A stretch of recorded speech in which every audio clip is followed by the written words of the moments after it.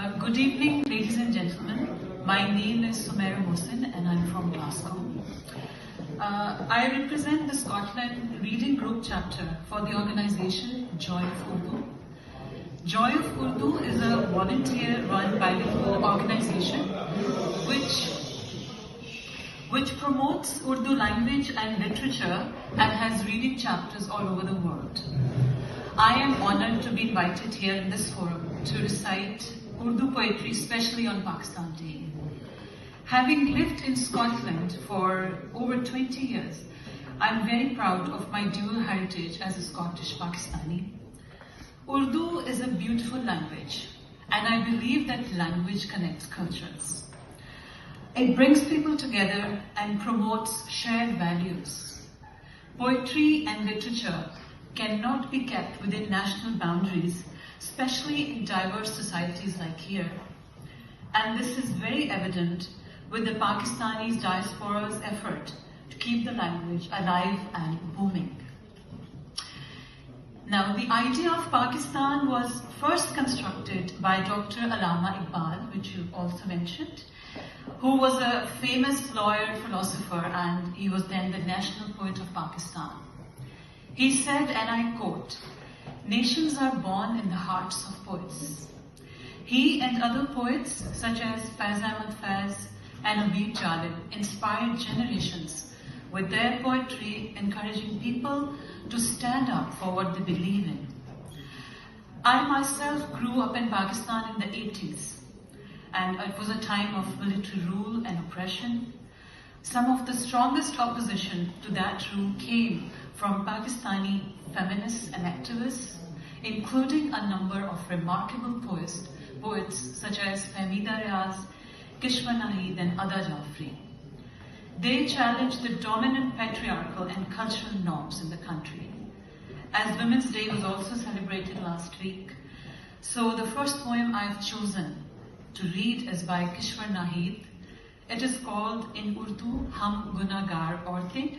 First I will read the Urdu version and then the English translation. ये हम गुनाहगार औरतें हैं जो अहले जुब्बा की तम के नक्शे न रोब खाएं न जान बेचें न सर झुकाएं न हाथ जोड़ें ये हम गुनाहगार औरतें हैं कि जिनके जिस्मों की फसल बेचें जो लोग वो सरफराज ठहरे नियाबते इम्तियाज ठहरे वो दावरे अहले सांस ठहरे ये हम गुनाहगार औरतें हैं कि सच का परचम उठा के निकलें तो झूठ से शहराएं अटी मिली हैं जो बोल सकती थी वो ज़बानें कटी मिले हैं ये हम गुनाहगार औरतें हैं कि अब ताक़ुब में रात भी आए तो ये आंखें नहीं बुझेंगी कि अब जो दीवार गिर चुकी है उसे उठाने की जिद ना करना. Now I will translate this in English. That's his English translation. It is we sinful women. It is we sinful women who are not awed by the grandeur of those who wear gowns, who don't sell our bodies, who don't bow our heads, who don't fold our hands together. It is we sinful women, while those who sell the harvest of our bodies become exalted, become distinguished, become the just princes of the material world. It is we sinful women who came out raising the banner of truth, up against barricades of lies in the highways, who find that tongues which could speak have been severed. It is we sinful women. Now, if the night gives chase, these eyes shall not be put out, for the wall which has been raised, don't insist now on raising it again. This type of poetry, it inspires people to resist against oppressors. And it tells us that each and every one of us can do something and can be an activist in our own capacity, whatever we are doing. Another poet which inspires me in this regard is the remarkable contemporary poet called Mr. Iftikhar Arif, with whom we did a Joy of Urdu session last week. His poem is called Ek Sawal, one question. So first I'll read the Urdu and then English.